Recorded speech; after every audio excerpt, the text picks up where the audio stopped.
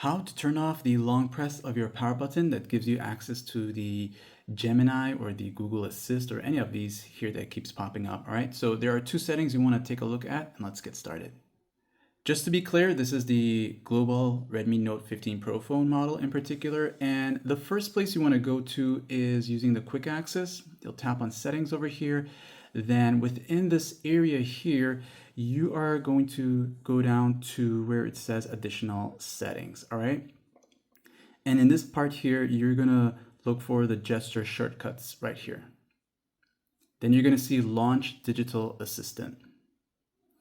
Now, for some Xiaomi models, it may say the Mi AI Assistant. This would basically be the same thing here, and you have your power button of the 0.5 seconds hold. What you're gonna do is turn this off, right?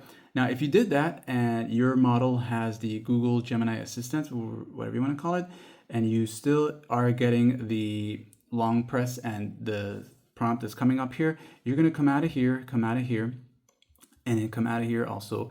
Go back to where it says apps or type in default apps over here. When you're in the apps area, you'll see the three dots and then other settings, and go to default apps over here. Once you're here now, you are going to go past all these here, and you're going to see voice input or assist here, right there. This is now going to show up for you. And you're going to tap on that, and you'll see this here. You can switch it to none. This way there won't be any voice assistant from here on. And of course you can turn it back on at any given time, like and sub.